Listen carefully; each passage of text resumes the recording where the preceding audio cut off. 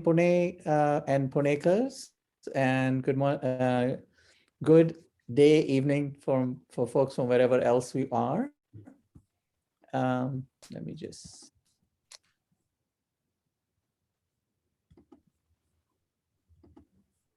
So on behalf of AFMC alumni and friends, we welcome you all today to yet another session of Operation Breathe from the Pune International COVID Knowledge Exchange. And today our webinar will be on the management of COVID in the small hospital. And this will be a case-based discussion. This is really a participatory exchange of information. And we're pleased that Dr. Amit Seth and Dr. Sachin Yadav were, practicing more in the peripheral areas. Dr. Seth in a small hospital and Dr. Yadav in a medium-sized hospital. And then Dr. Prashant Chedge from the Bharati Vidyapeeth, Dr. Aditya Kasarabada from Virginia, and then Dr. Shiva Iyer will be moderating this session.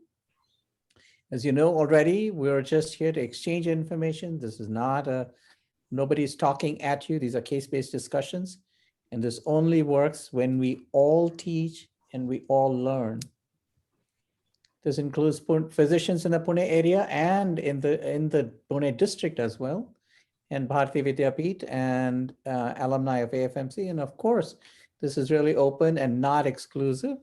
And thank you. We'll also hear today from Jhpiego and Dr. Suranjin will talk a little bit about their experience and the needs assessment they have done. And I'd like to thank Echo India for facilitating this platform.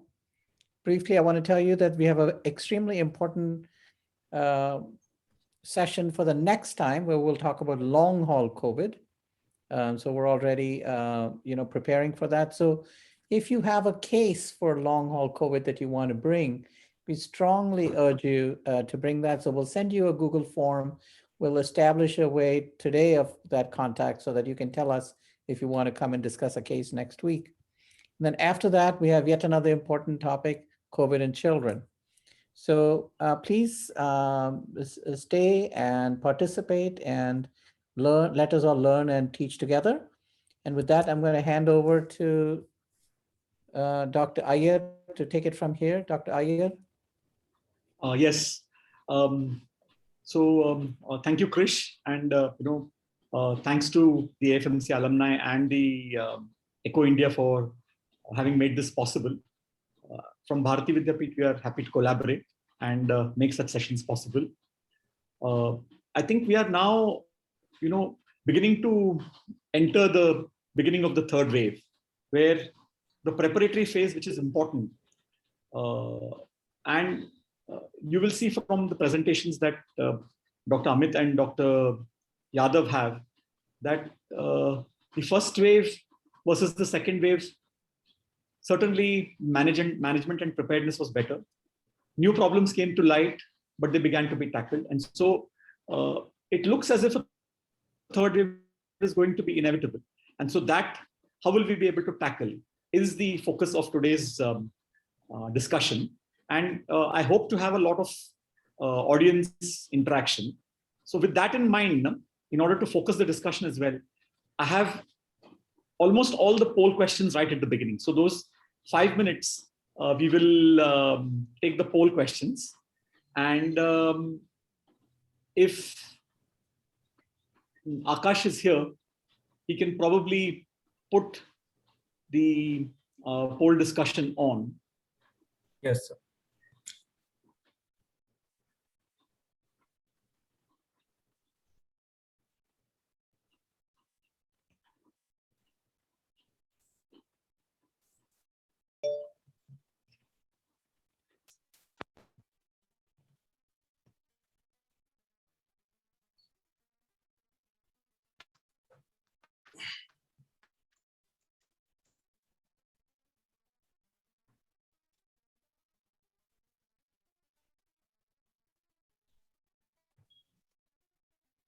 So from our first question, we see that about 52% have worked in a hospital and 48 have not.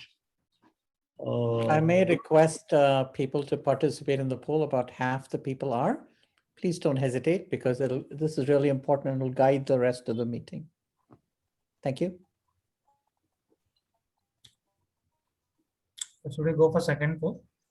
Do you want to just give, can you give 10 seconds more for the first question? You can bonus. You're an extra time now. Huh. Oh, there may not be extra time, but it'll be relaunched. That means everybody will have to Answer Okay. again. again. Okay.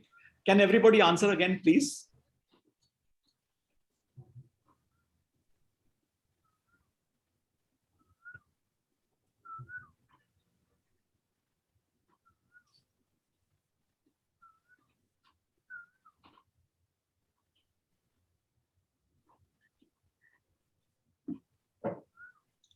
Ten seconds more. Yeah, thank you all for participating. I'm really glad that the participation is, because this will really drive our conversation. This is not a question to think of, so it's very fast. Yes. Yeah, yeah. Gujarati, yes. That's why we'll Everything is have- done.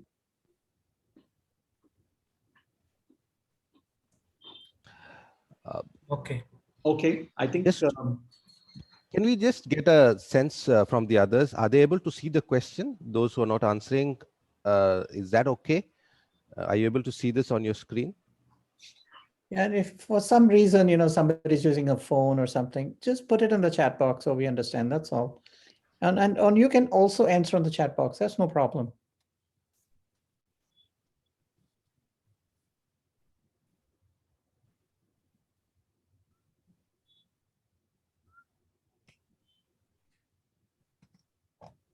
okay, let's have the second question. Yes.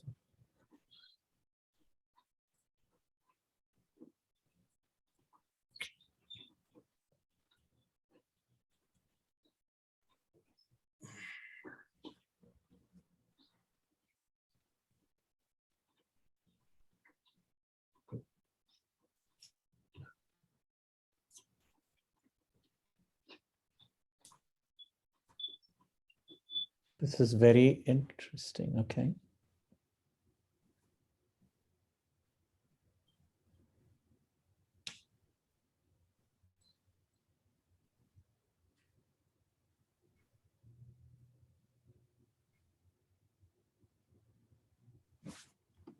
Or 10 seconds more.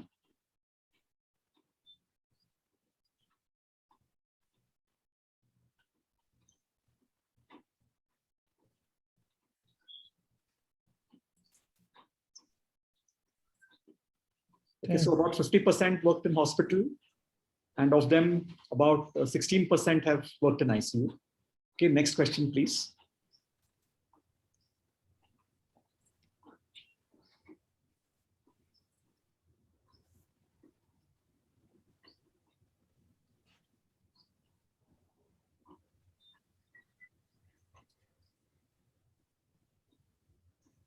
Here, so probably relatively less people will answer, maybe among the people who worked in hospital.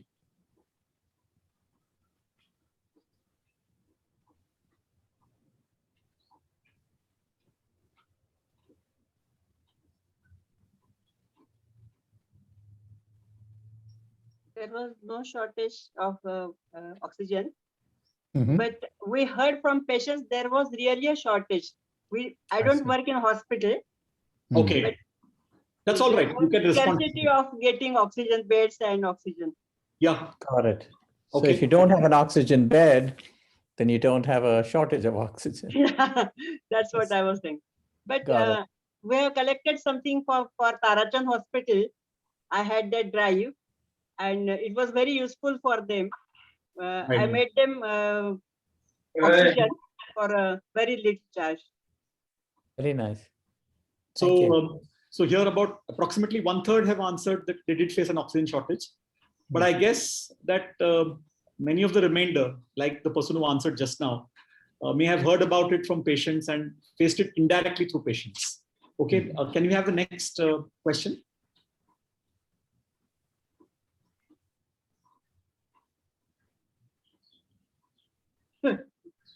Again. Oh, yeah.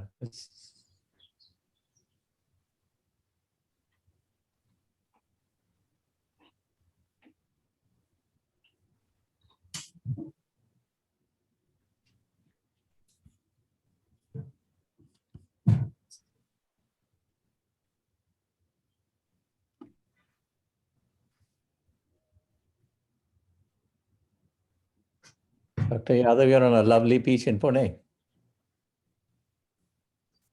Thank you, sir.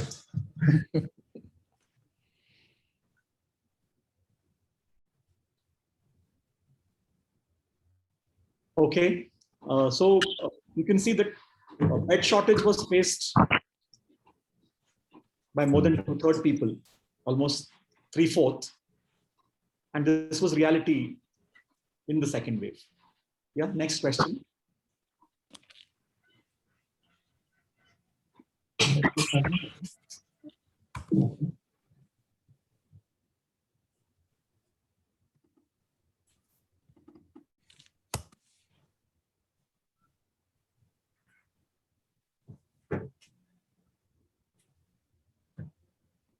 I think this will tend to mirror the ICU shortage question, but let us see.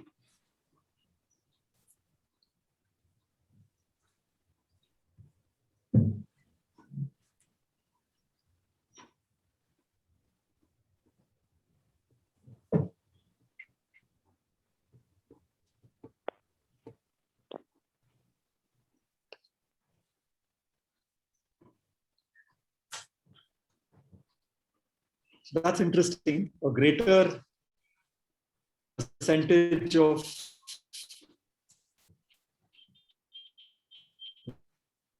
Can I talk for a minute, sir? Yeah, go ahead, please. Next question, please. Yes, Dr. Gujarati, please speak. Sure, sure. Please butt in. Don't worry. When there was oxygen shortage, I appealed to my club, and then we provided every day more than 40 cylinders, oxygen cylinders to Tarachand Hospital in no profit, no loss basis.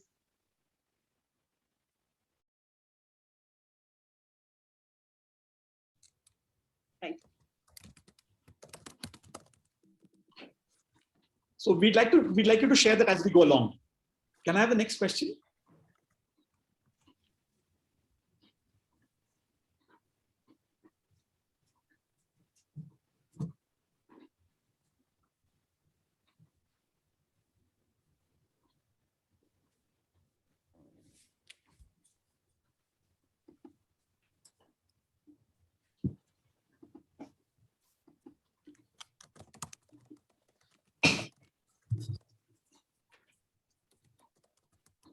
Ten seconds.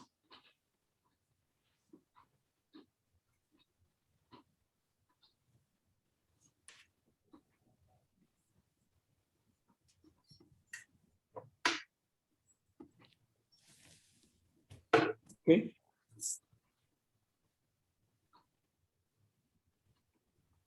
So this mirrors what all of us.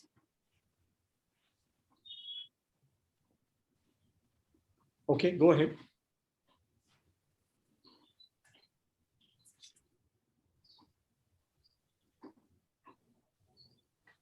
This is a difficult question.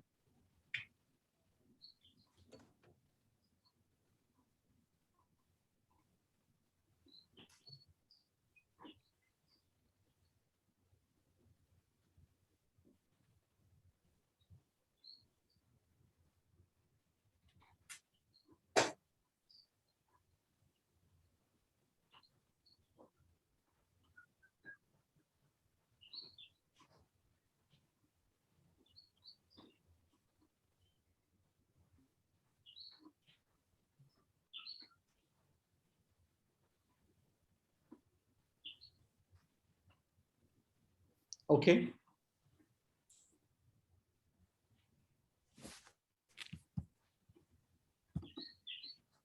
So approximately 50%, slightly less than that, faced anger, probably violence. So maybe we can spend a few minutes on how to tackle this as we go along towards the end. Okay, is there another question? I think I had put the last one. Yeah. So did your staff, social workers, attendants, nurses, doctors face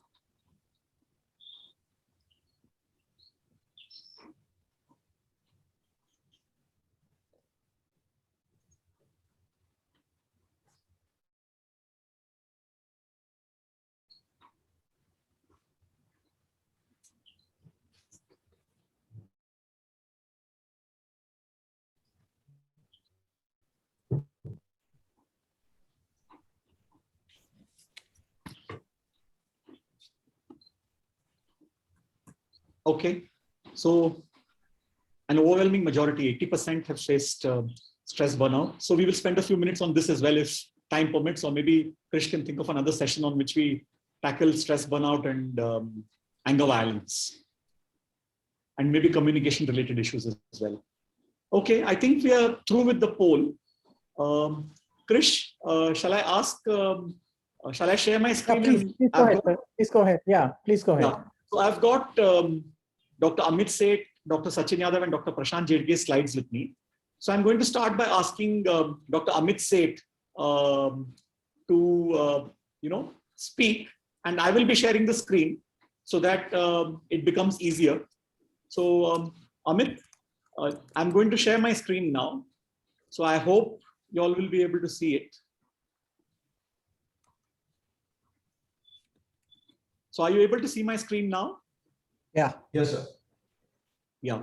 So Dr. Amit Seth has done his MBBS and diploma in anesthesia, diploma anesthesia from the YCM hospital, and he's practicing at Harjivan Hospital, Bhor, where he's doing a lot of good work in one of the rural districts of, rural albeit larger districts of, talukas of Pune district.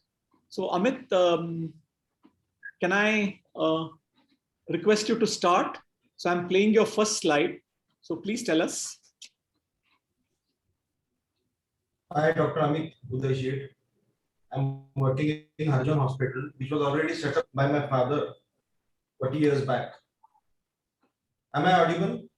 Yes. Yes, yeah. So I completed my MBBS from Karad, then joined YCM Hospital for anesthesia, and started my work in Harjivan Hospital Bhor with my father around 14-15 years back. Now we have developed the hospital, which is of 41 beds. We have COVID 26 beds, non-COVID 15 beds. COVID beds, isolation beds, we have 3, oxygen beds, we have 12, total ICU beds 8, ventilator beds 3. Non-COVID, we have got 4. For non-COVID, we have got 4 ICU beds, 1 ventilator bed, 8 beds in general, and 2 for obs and gynae cases. Facilities in Bhor, we have a well-equipped ICU, 24 hours well-equipped lab, 24 hours medical store, well-equipped operation theatre, a CT scanner, a basic CT scanner, digital X-ray with 300 mm machine, USG and 2D echo facility, dialysis facility, super specialty and specialty visits on weekly basis. These people Amit, come on on weekly basis, and 24 hours cardiac ambulance and a small ambulance.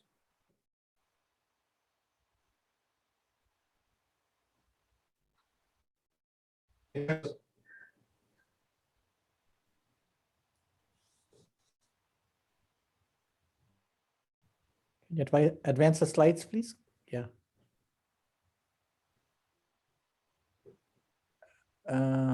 We lost the slides.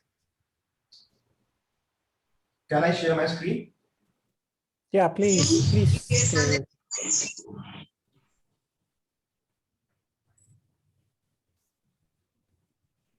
Please share your screen. Yes.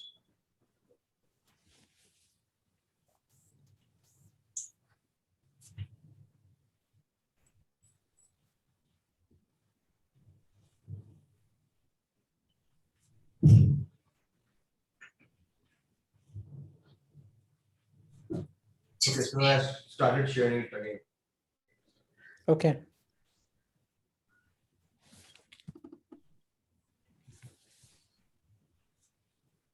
Keep going, Dr. So Seth. COVID patients treated during second wave in Harjivan Hospital. For first wave, we were not treating COVID patients in our hospital. I used to visit a government facility, sub-district hospital Bhor, and we treated patients there. It was totally free of cost from my. I didn't charge anything for my visit there. I daily visited COVID hospital, a sub-district hospital on everyday basis. Total patients during second wave, we got around 150 patients. Total deaths were 6. We shifted total 4 patients to higher facility in lack of ventilator because we had only 3 ventilators with me Patients in ICU, we admitted total 42 patients. 22 patients were on BiPAP support.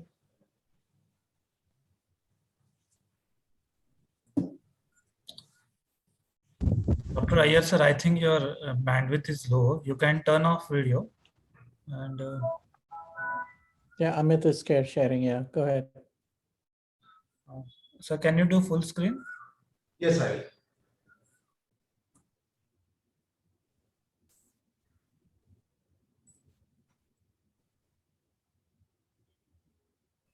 Just to resume slideshow.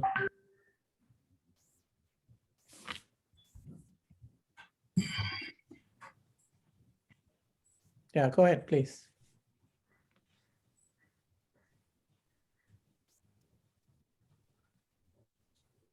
So total patients in ICU were 42, on BiPAP support were 22. We intubated 2 patients and they were on ventilator. Patients on oxygen supports, we had 108 patients and total 140 patients were cured in the hospital. So we had only 6 deaths and only shifted 4 patients outside our hospital due to lack of ventilator. During first wave, we treated around 1106 patients in sub-district hospital Bhor. Total deaths, 87 deaths we had during first and second wave. That was about 7.86%. We shifted around 271 patients to higher facility. In government setup, we cured 748 patients. Almost 10% patients were treated on BiPAP support. No invasive ventilation was done in that setup. So main issues faced during second wave in my hospital,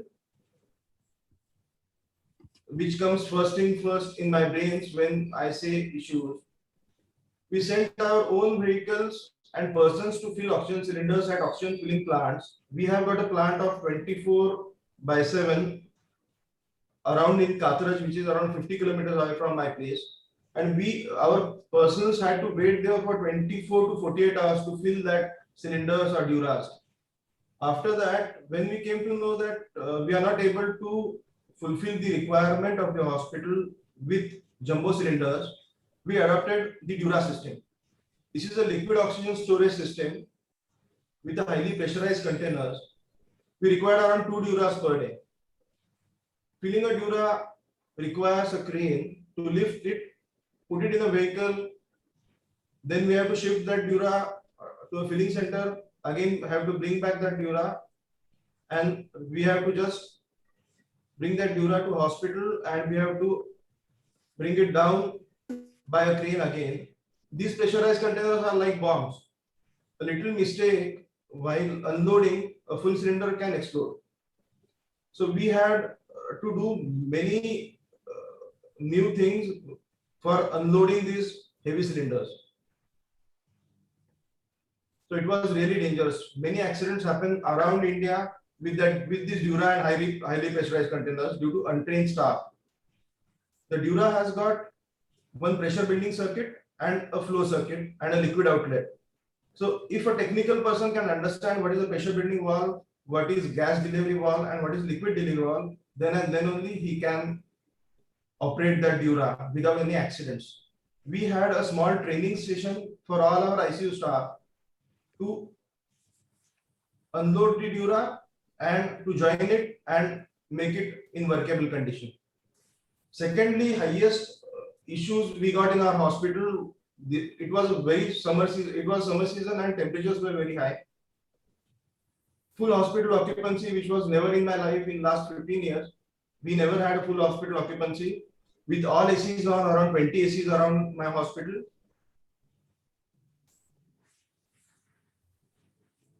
We had heavy electrical equipments like CT scanner, X-rays, created extra loads on electrical systems, which lead to short circuits. Tripping of main feeder line from MSCB or a supplier from Maharashtra state, which in turn regularly turned on generators.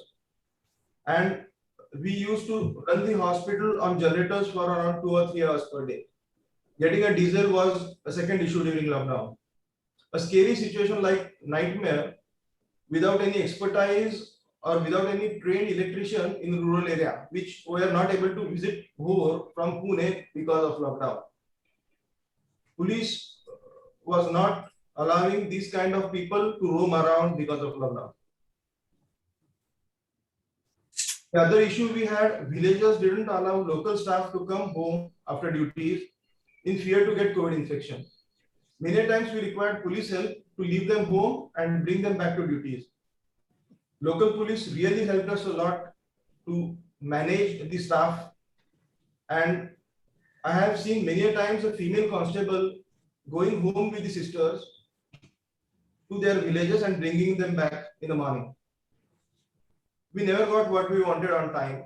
Oxygen, remdesivir, tosi, now amphobi, and I think next will be IV/IVG if kids get involved. My simple strategy for COVID management: first OPD visit, doxy, ivermectin, diclofenac, Clemcy, solving cold, advice RAT, then PCR.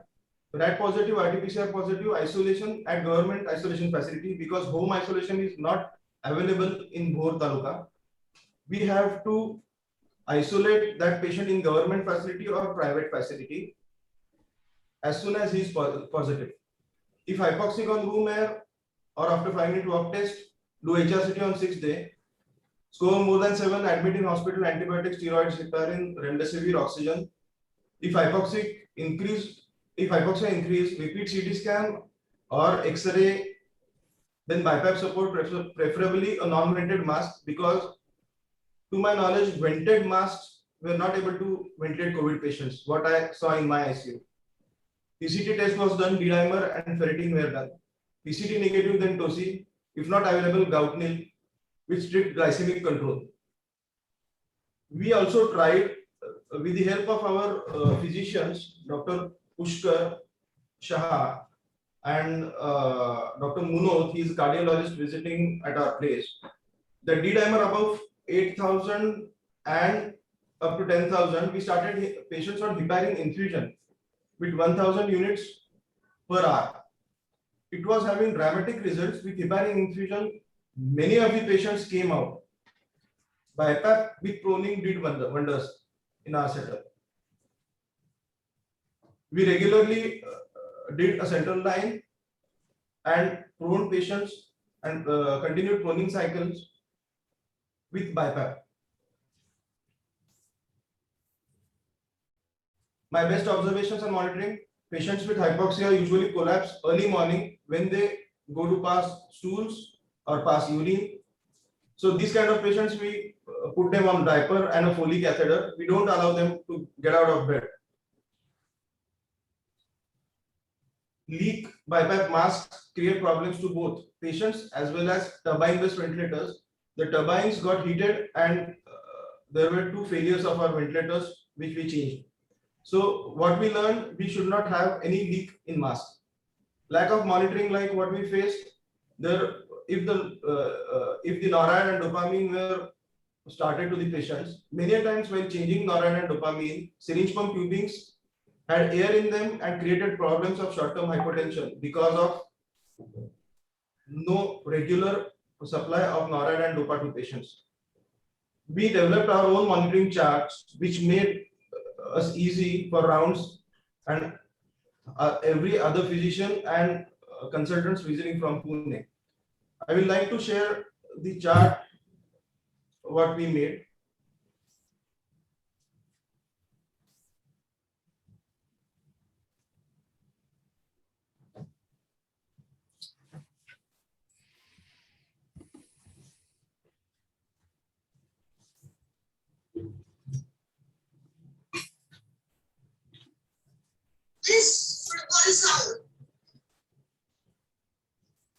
You have an exam. Can you see this chart? Yeah, we can see. Thank you. Yes. Patient's name, CT severity score, RT-PCR positive or negative status, date, day of illness, which was very important from my point of view because we calculated which day it was, date of admission to hospital, SpO2 on saturation percentage of oxygen room air, SpO2 after 5-minute walk test, SpO2 on oxygen in liters. CRP value, D-dimer value if done, ferritin value if done, IL-6 value if done, his WBC counts, creatinine, BSL. Significant markers, we had an arrow. We did a vertical arrow if the patient is getting good. We did a downwards arrow if the patient was bad. We did a sideways arrow if patient was maintaining his same status. Flags means what we had to monitor. Means WBC count, blood sugars, CRP, oxygen saturation. We write this thing here so that we will monitor, the nurses will monitor only, will have to monitor that thing first. X-rays, we marked good, better, best. And SpO2 in prone position, what it was. And there was a last row, remdesivir was given or not. So we have a small hospital around in Bhor. I would like to show you some video. This is a Dura cylinder, and one of the persons is trying to load it. This is an empty cylinder, trying to load it in the truck and send it to filling facility. This was very tedious job because we had never done this priorly.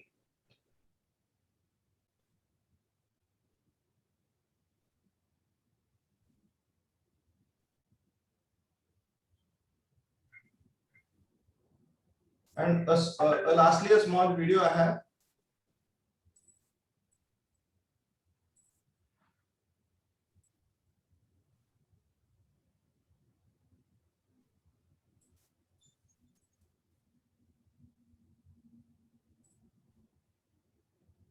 This is our hospital. These are the wards. This is ICU. This is the recovery. These are general wards. These are general wards. This is a CT scanner. This is, I had installed 2 meters and 2 Dura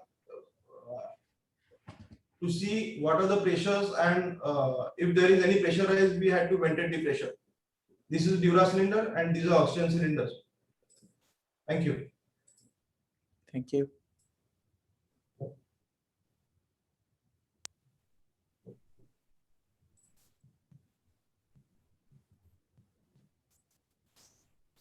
Thank you, sir.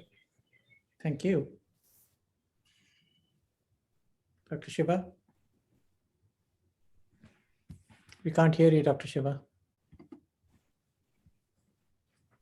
Sorry. So thank you, Amit. That's what I wanted to say. And Krish, shall we tackle questions at the end? Ask people to put them on the chat so we can please. finish the presentations first. Yeah. And please post in the chat at the same time. Sachin. Yeah, so I will share. I will share my slides, sir. Because my internet connection is unstable. Yeah. Okay, sir. Yeah.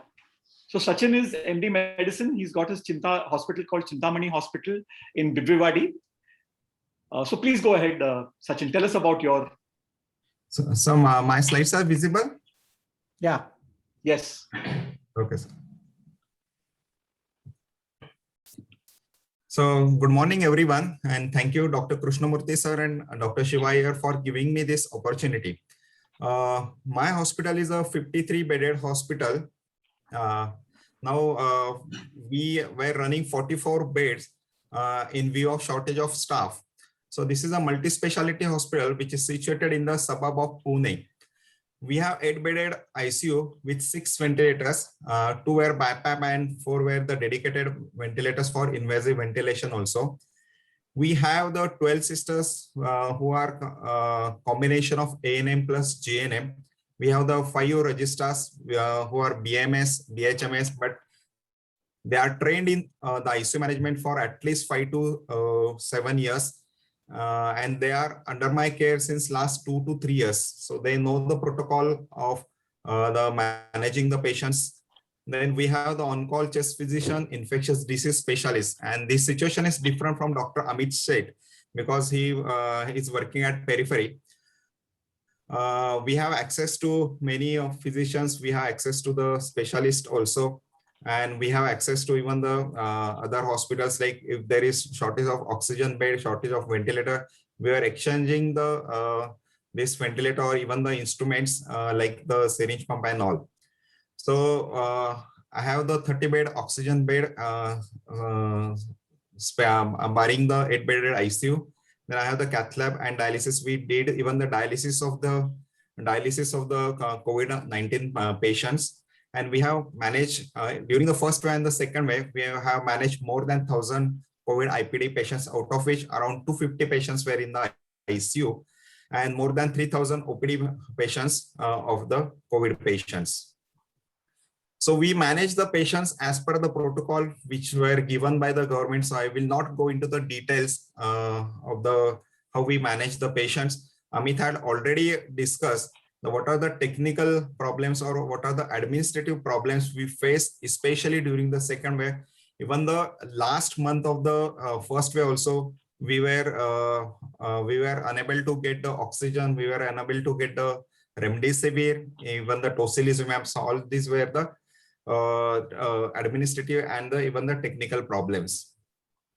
So I will share some points, because most of these patients now, especially during the second wave, when they were going for the vaccination, the few of the patients, they got the infection at the vaccination center, and most of these patients came after 5 to 7 days after taking the vaccination with the typical symptoms of the COVID-19, and they were treated as per the protocol which was given by the government, because these protocols were published or they were discussed in many forums, plus they were even published in the even in the newspaper also. So we were not giving out of the box medicine. So we are giving as per the protocol. So most of these patients were home isolated. And during this wave, we saw once the one patient is affected in the home, almost all the family members were affected during this wave. And even the complication rate or the patients who require the admission was also more during this phase. And as far as the small or even the medium scale hospital consider, if you see, so these patients who came with the hypoxia, who was initially treated by the primary care physician, and when he came to the hospital, he was hypoxic. He was started on the oxygen by the nasal prong. Initially, later on, he required the NRBM, and the lab parameters were deranged. He was started with the remdesivir, then steroids, low molecular weight heparin. But during this second wave, we saw the patients who came walking to the hospital. Second day, they required the high flow oxygen or even the non-invasive ventilation. Ultimately, they require the invasive ventilation also. So during this wave, we saw the rapid worsening of the patients. And even most of these patients require the high flow oxygen as compared to the first wave. We treated the patients with the tocilizumab because he was in the cytokine storm. His PCT level was less, then the IL-6 levels, then the inflammatory parameters were raised. One of the problems what we faced during the second wave, if the patient worsened, most of their relatives or even the primary care physicians were insisting on the repeating the CT scan. Actually, there is no use in repeating the CT scan. That was one problem. And second, for the CT scan, we had to ship the patient to the CT scan center, which was risky for the patient's life. And second, because of the unavailability of the tocilizumab, the other alternatives like the bevacizumab, then infliximab, which were not tested or which were not recommended by the government guidelines, the people were bringing these medicines and asking us to give. But we did not listen to the patient's relative. But this was the situation when the patient gets admitted in the ICU or when the patient was in the cytokine storm. So we could manage the patients even with the invasive ventilations. So patients who were not maintaining on NIV, they required the intubation and with the prone position 3 to 5 cycles. So once the patient goes for the invasive ventilation, relatives were in the panic situation, and most of them were thinking of shifting to the institutional care, where the bed availability was a big problem. So they were wandering here and there, asking many hospitals whether the bed is available. But after consulting the critical care consultant, most of them continued the treatment here because almost all facilities were here for these patients. So this patient required invasive ventilation for 8 days with 3 cycles of proning. The patient improved with the supportive care and was win of the ventilation. The second problem what we faced during the second wave, so the cultures from the respiratory tract, they showed the multi-drug resistant Klebsiella or even the multi-drug resistant Acinetobacter. So this was a problem which faced in the last month actually. And we even consulted the infectious disease specialists, we consulted even the microbiologists for this also.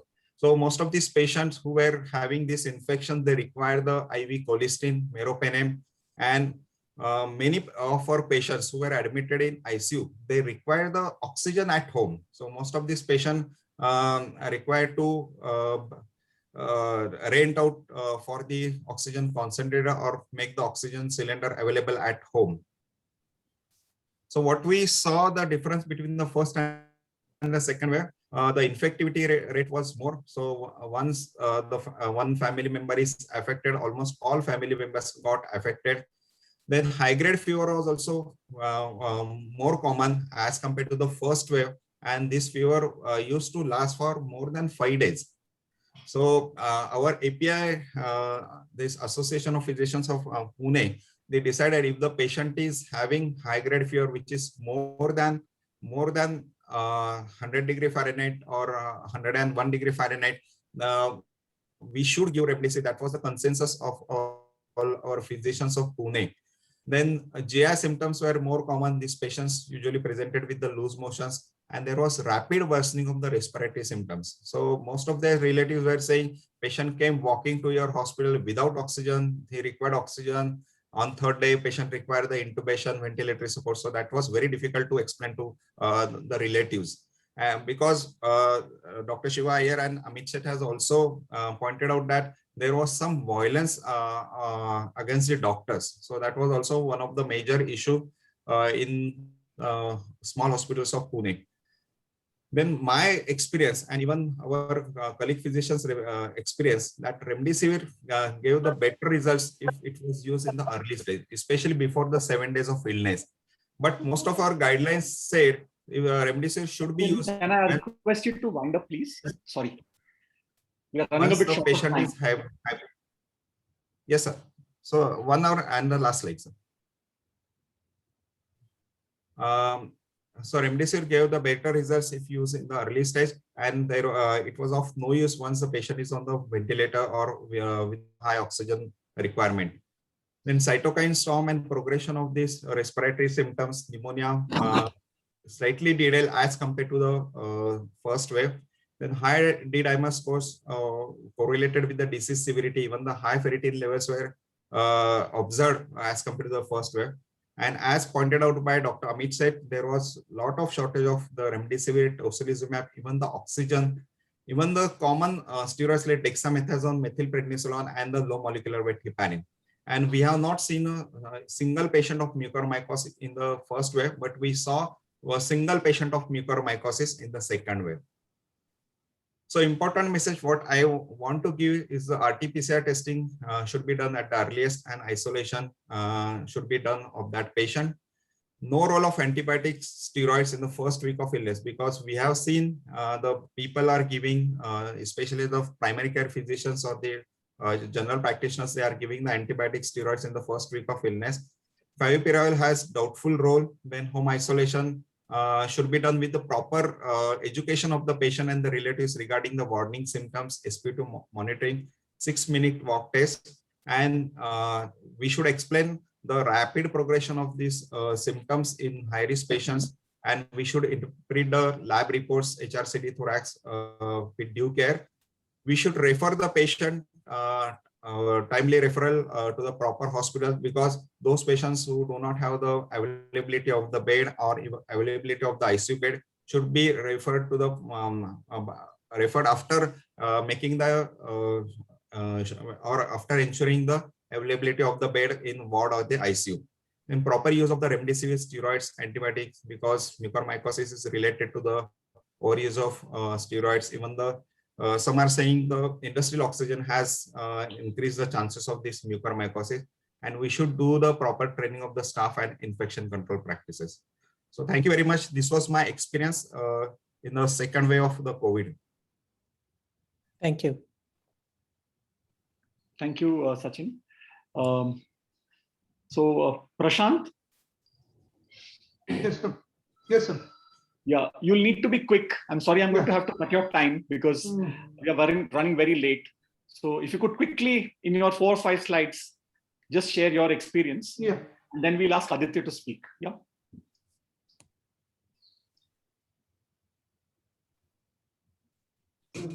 Share my screen.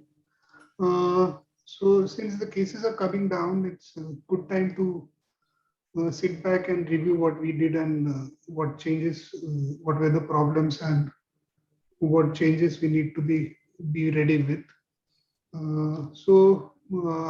We have a 830 beds university teaching hospital. And as everybody knows, around last year, March, we had our first patient. She had no travel history. It was a community-based, though the people denied that it was a community-based transmission, and she was the first ventilated patient in Pune. So she had almost like in 14-15 days of course, for within which she was ventilated for 10 days, and it was a successful outcome. Now that was a really morale boosting for the staffs and the other healthcare workers, and this also told us that we have to pitch in with the COVID surge. So we prepared for the anticipation just before we could get the COVID patients. So we changed the infrastructure because we did create a COVID hospital within a hospital. So we increased the oxygen beds. We had only one ICU to start with, just 15 bed ICU. We upgraded our ICU to 40 beds. Human resources were another issue because we needed to take into consideration the nurses, doctors. The doctors included the faculties and resident. Being in medical college, we had ample number of faculties and residents, so that wasn't a major issue. But the issue was not everybody was at the same page. So we put the residents and faculties, almost everyone from the hospital pitched in COVID. So we put the residents and faculties according to their skills and calibers and experience. Before putting them in the duties, we had the training, which included the strict infection control practices. So we had the modules, and before everybody goes inside the COVID, they were trained into the infection control practices, and we devised the standard treatment protocol to keep everyone on the single page. And this was formed by intensivists, ID consultants, physicians, and pulmonary medicine consultants. And this protocol was revived over a period of time. Equipment was another major important preparatory phase, because when we started COVID, we had 17 ventilators and I think 2 HFNCs. But as we understood that surge is going to hit us, so we procured more ventilators and HFNCs. We'll come to that a bit in time. So this was our overall COVID surge. You can see the first and second wave, and we had a cooling period between November and December. The ICUs, they were running continuously, but we started with one ICU in April and one HDU at that time, and still gradually we needed to increase. In the September 2020, we needed to have one more ICU. So we had 3 ICUs running in COVID, which was around 65 beds in COVID ICUs. So as the cases went down in the last year, October, November, we shut down one more ICUs and one more ICUs. And within November, December, we were running only one ICU. Again, with this was a cooling period, but that was a time to learn for us. And we made necessary changes in the infrastructure and the ICU equipment. And as the cases increased in the second surge, we had 2 ICUs, 3 ICUs, and we're running 4 ICUs and 85 beds at the peak. And slowly now we are coming down to 2 ICUs. And at the same time, you can see the surge. Total patients which were treated in Bharati were around 7,800 and the ICU patients were 2,080 over last till the May end. So we started with one ICU, one HDO, which was 30 beds, and increased almost like our capacity was increased to 80 beds, 85 beds at the peak, but our dedicated ICU beds were 60. We had cooling period, which was between September to October last year.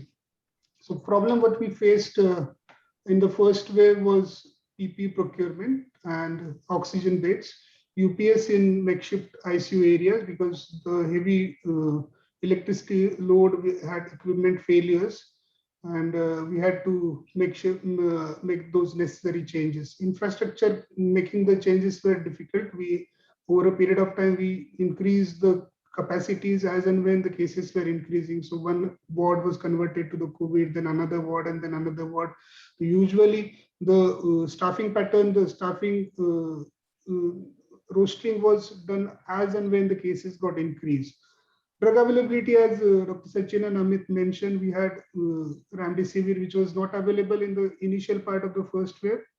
Then in the second wave, almost most of the time Remdesivir was not available. It was the procurement of Remdesivir was difficult. Along with the Remdesivir, since we had majority of ICU beds and ventilated patients, we had issues with the opioids and sedatives. And in the later part of the May last month, we had issues in procuring the paralytic agents and midazolam. RT-field was an issue in the first wave, but we tackled it in the second wave by providing the nutritionist support to the patients. As one of the major factor was communication barriers, so we thought we will use the WhatsApp video calls to allay the anxiety of the patients and patients' relative. In between, we needed to have conference call for most of the patients and their relatives. To avoid those communication issues, we involved the primary physicians, also the family physician, to convey our message to them.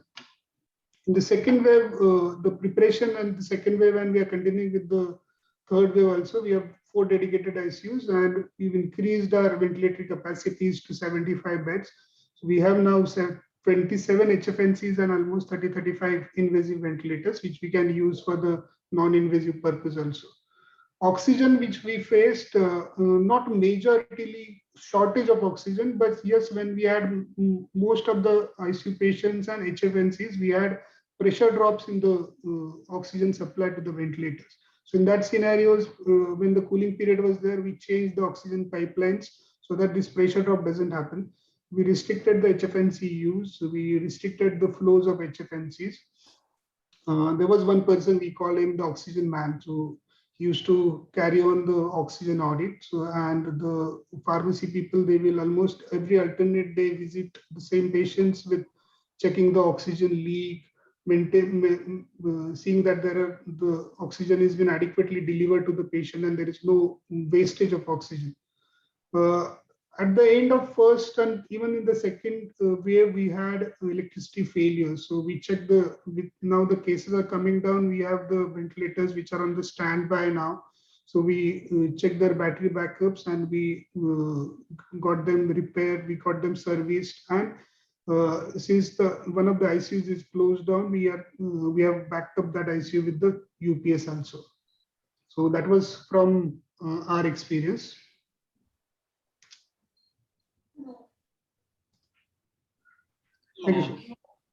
Thank you, Prashant.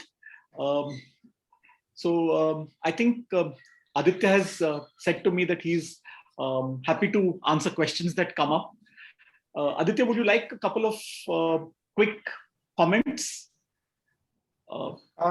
Sure. I was looking through the slides and everyone else's presentation about what they had, the challenges they had. It's kind of interesting. So I work in the United States at a Quad Medicare Center. It's a transplant center.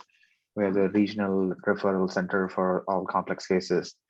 We have a 1,000-bed hospital, which is staffed with, and we're also the ECMO center. So when the first surge began, At that time, when the very first cases in the United States were coming up, we had about 10 ICU isolation beds. And I think it was probably the third or the fourth day we realized that this is really not going to work.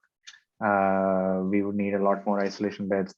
In that sense, we got lucky. We ended up, by the end of the month, we had created about 100 negative pressure isolation ICU beds, because we converted all our ICUs to COVID ICUs in preparation for this. And like, I think as Dr. Prashant was saying before me, the challenge was not just that, the challenge was getting the equipment for it, challenge was getting the PPE for it, for these patients, but for the staff essentially to protect us when we were going. But we were able to change our entire hospital to a COVID hospital. We had 100 negative pressure isolation beds in the ICU, and the rest of the 1,000 beds, we were able to convert 500 of them to COVID beds. The idea was for us to start taking on patients about it. So what we also did was, since we were not lacking in resources, we set up a network of within our hospital, within some of the 5 local hospitals initially. I think Shiva sir has pointed out multiple times, it's not just a matter of the equipment, it's about people who are trained to be able to use it. So what we did was we created a EICU method where we were able to help the other hospitals with their difficult cases to see if we could help manage the patients there with the available resources, or if it looked like the patients were getting worse, we took steps to transfer them before they really got worse. We were trying to identify patients early to help facilitate transfer, to help facilitate a safer transfer. During the first and second waves, we saw close to 5,000 patients, I think, with COVID, with more than 1,000 intubated patients in the ICU. And about 70 of them ended up on ECMO. So what we did was we had created what's called a hub and spoke model, where we were the central hub and the other hospitals were the spokes, and we helped manage the patients in other hospitals to whatever capabilities they had. And once it looked like they were going to need more therapies, or they were part of a research trial, or they needed to escalate to ECMO, or if they needed to escalate to certain forms of ventilation, which we could do, then we transferred them more quickly to the main hospital. So in the main hospital, or technically we became the main hospital, in our hospital, we were able to get mostly all of the sick patients over to be able to provide them more support. So some of the challenges that Prashant was mentioning, we sort of had the same thing too, getting drugs. A lot of us, like, I mean, we were running out of medications for sedations and paralytics too, and so we had to revert back to using old, benzodiazepines and other opiates for sedation instead of propofol and Tazaloc. So we had to switch out a lot of our practices in the height of the first wave. Between the first and the second wave, we took lots of steps to actually ensure that for the next wave that we were actually going to have a good supply of medications keep coming through, so that we did not have that issue. Luckily for us, ventilators were not an issue. Just by a random chance, the hospital, last year was the year that we were in the process of changing out our ventilators completely to a new model, and the shipment had just come and we hadn't deactivated the old one. So in effect, we had 300 ventilators to use. So we got lucky that way, and we were able to give ventilators to some of the hospitals. So it's purely random luck. There was no planning involved with this part. But at the height of it, we were running about 150 ventilators, 100 in the ICU and about 50 outside the ICUs is what we were doing at that time. Even the United States, with the resources and everything else, the challenges were essentially same as what Prashant was mentioning. That's pretty much what I have in a nutshell about what we did. We can talk more about like how we set up to help the other hospitals if somebody's interested, or I'm happy to answer any questions if anyone else has.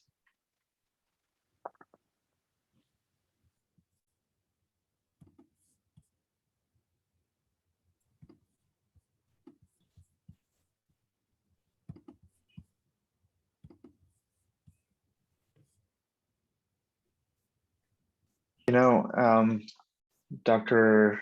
Nishindra Kinjalak has a really good question there about morbidity, mortality against or amongst healthcare workers, and the taboo part. It's actually interesting. A lot of us had the same issues here last year too.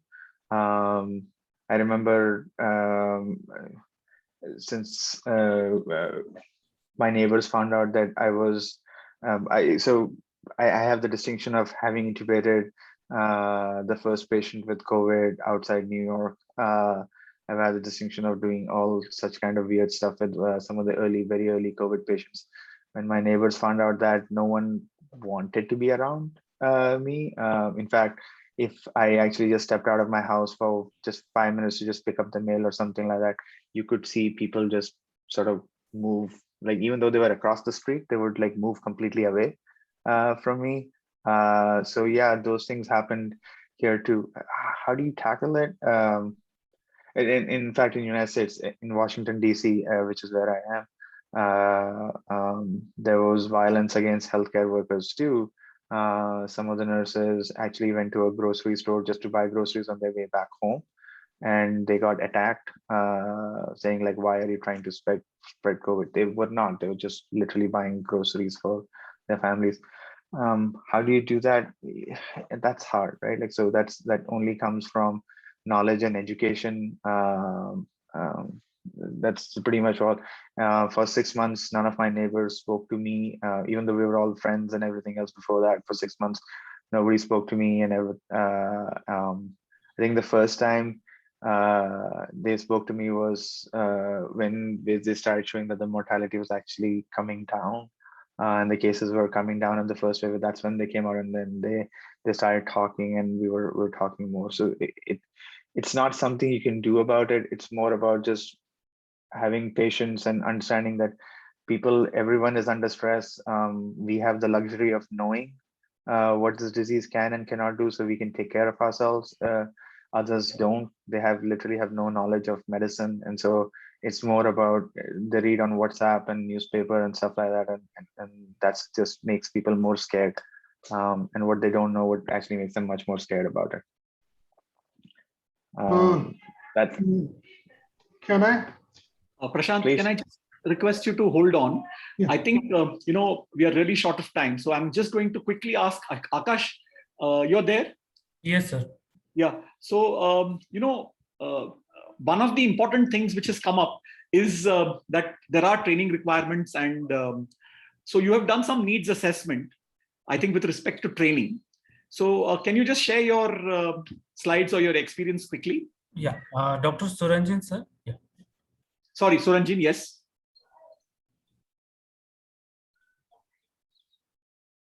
Sir, you're on mute, I think.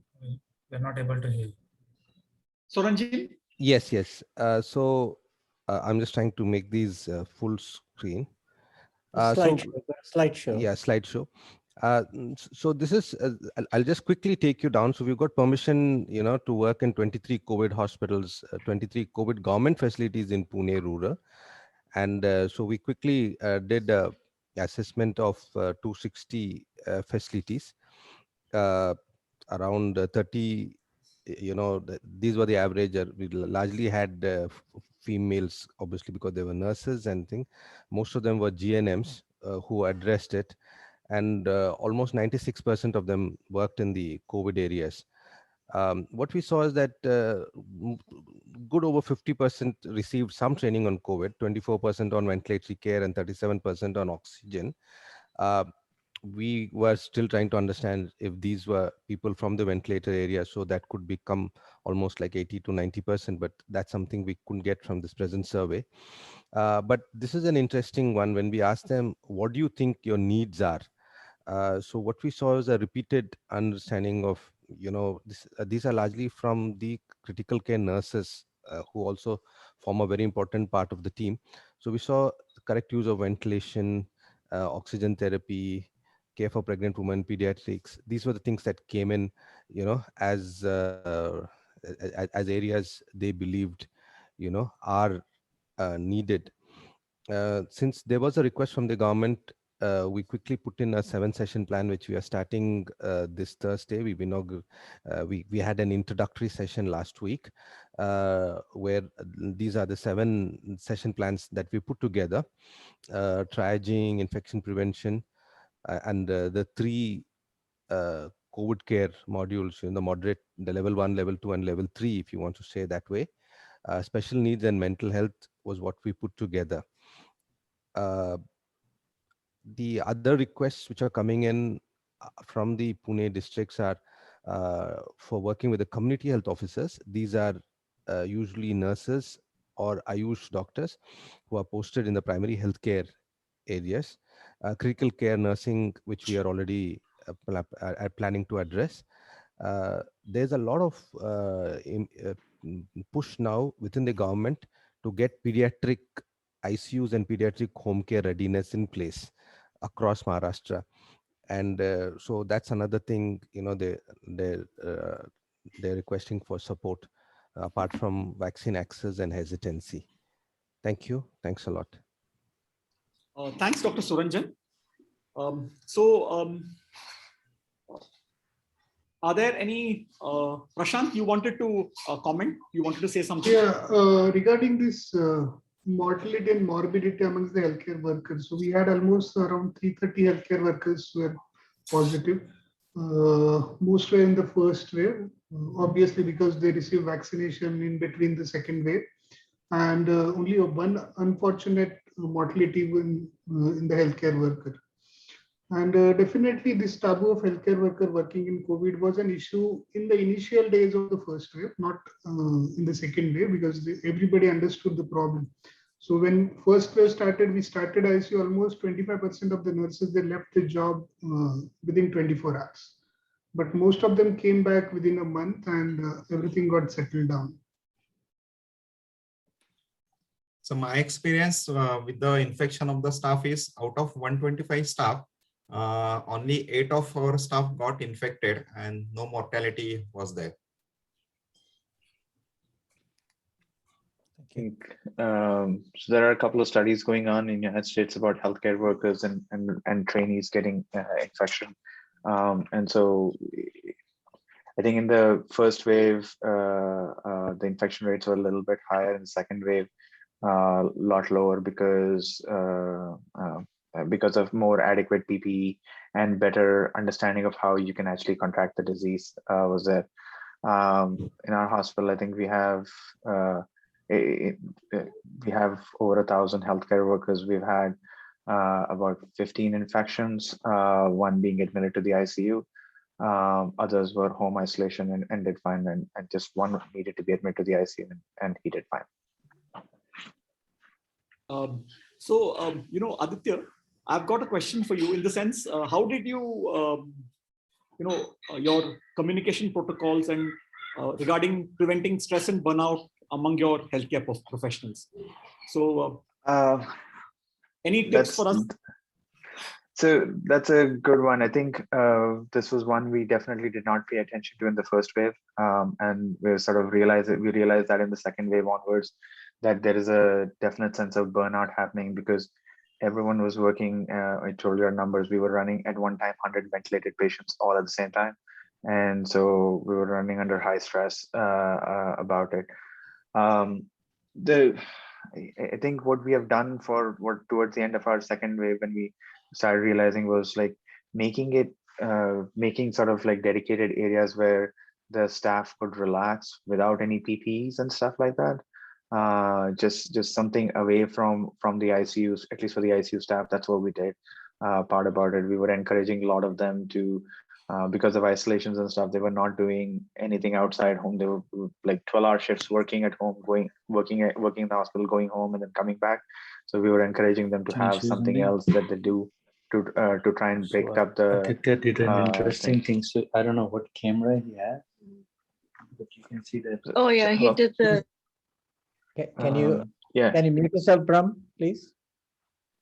I've done that. So I think so the big things we were doing was like creating dedicated places for them which are non-COVID, non-patient care areas, just so that they can have at least in a 12-hour shift, maybe at least like 20-30 minutes of at least 20-30 minutes where we were asking for more depending on the work, but of downtime where they're not dealing with PPs, not dealing with patients, that kind of patients or anything like that, besides from their lunch break, to sort of give somebody a little bit of a mental relief.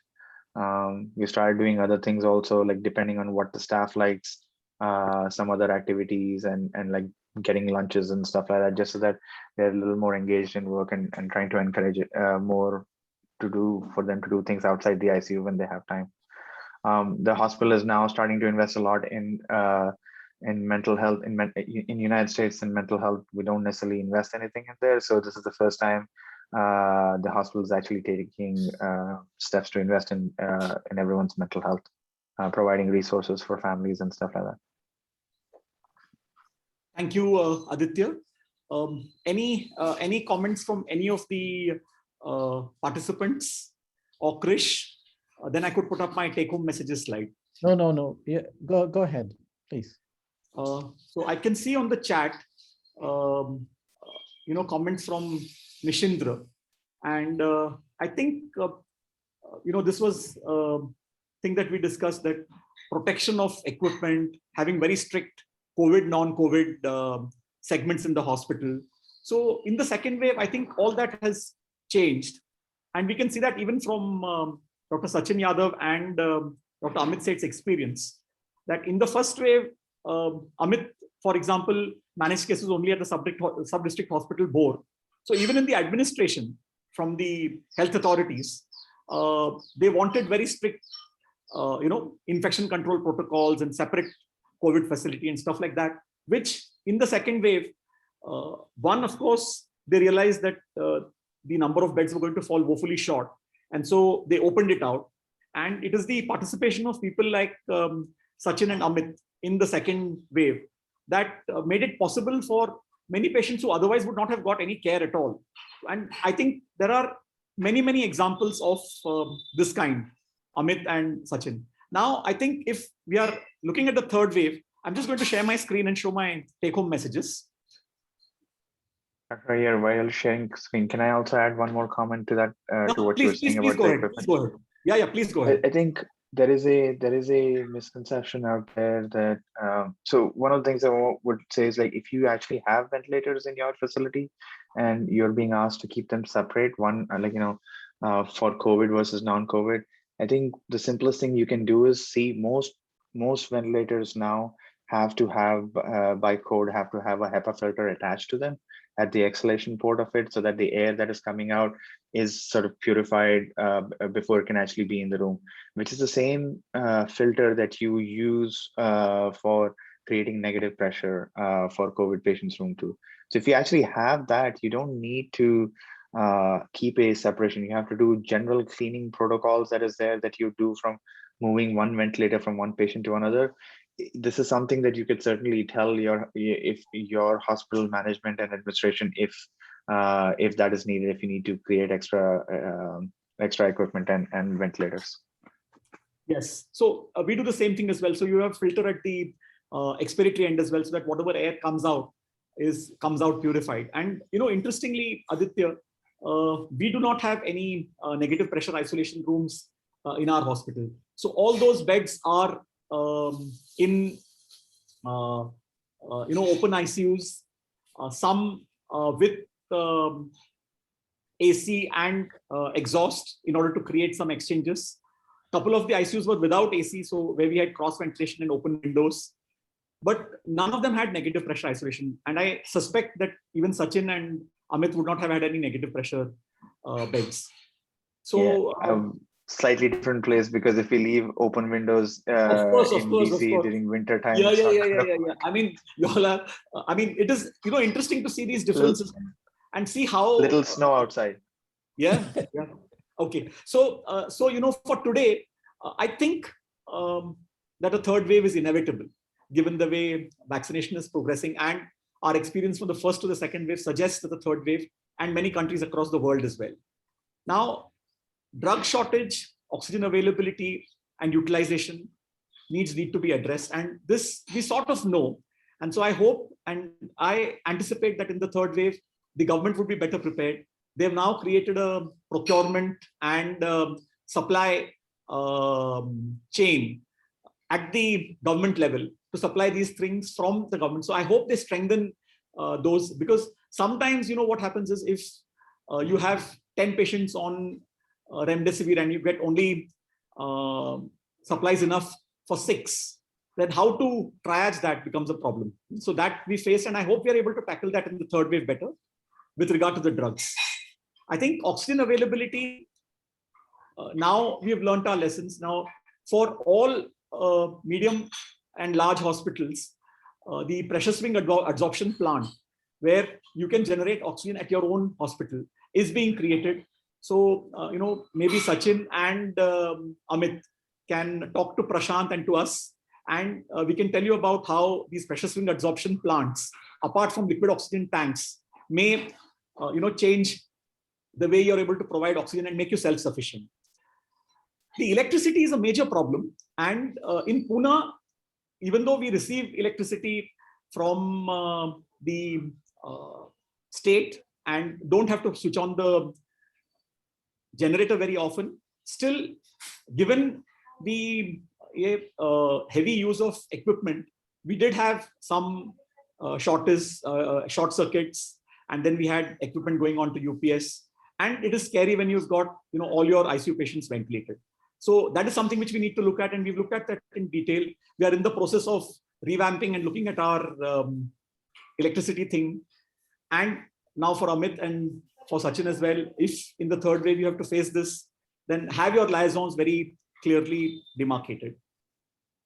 You know, safety quality went for a toss in our, we are an NABH accredited hospital, but practically we found it difficult to adhere to the safety and quality norms in the COVID areas. So that is something which we need to work on. And some of these safety quality norms, as we implement them in the third wave, I hope we will be able to share it with other people as well.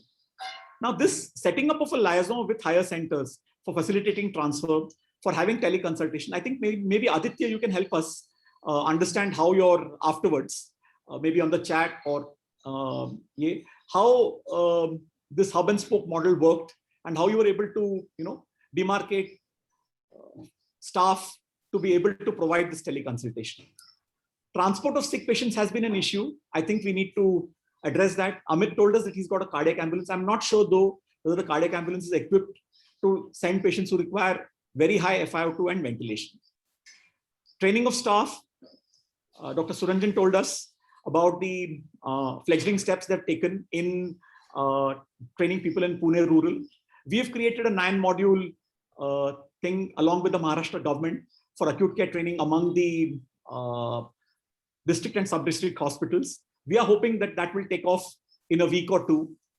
We have realized that online or Zoom training does not work well. So if we have, say, a 2-3 month period, we might think of going to those places and conduct training at those places. These modules and this training material, we would be happy to share with small hospitals so that they can use it. This material is freely available, and I will share those links subsequently. Protocols for staff communication with family. I think this is something which we need to work on. There are some very good resources in the West. We are in the process of preparing some videos which highlight the important points about communication. For Krish, maybe in future we can look at, you know, protocols for communication, for setting up protocols for dealing with anger and violence. And last but not the least, you know, preventing stress and burnout. So what we realized is, you know, at the height of the pandemic, staff used to be really tired. And that, you know, used to make them give up sometimes. And if you're not adequately trained, that adds to the amount of stress and burnout. So adequate training is an important first step. And then, like Aditya pointed out, you need to give them enough time to be able to relax. So for example, you know, when we posted staff to ICU, we made sure that they did not have to work more than 6 hours at a stretch. And they used to get off in those periods as well, so they could share their work. Using you know, mindfulness-based interventions, facilities for recreation, training them in this, studying the stress and burnout. So these are all things which we need to work on. And this is something which we are working on at the moment. So these are some of the take-home messages. Thank you so much for being with us.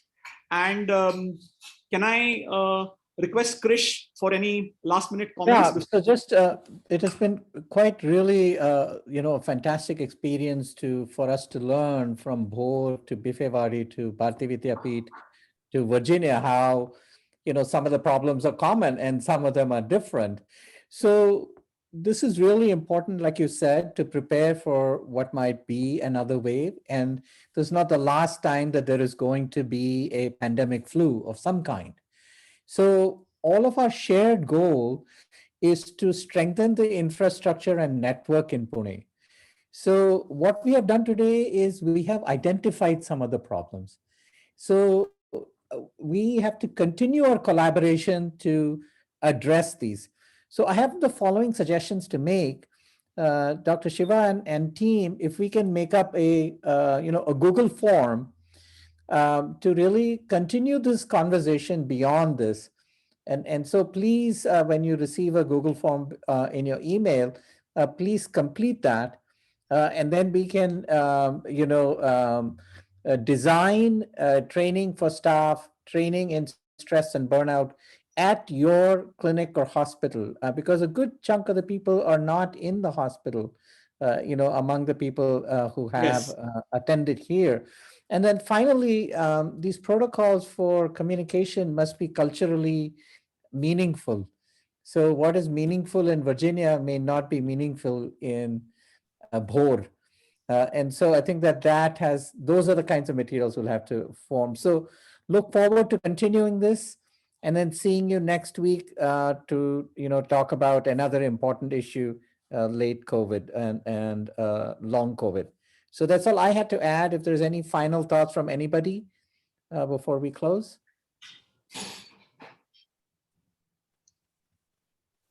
Thank you, Krish. Thank you. Thank you, everybody. This is a tremendous learning for me and for all of us, I hope. And we will continue our collaboration together and learning together and moving Pune and Punekars forward. Thank you very much. Have a good day. You. Yeah. Thank you. Thank you, everybody. Thank you. Thank you, Sachin, Amit, Thank you. Aditya, Prashant. Thank you. Thank you, sir.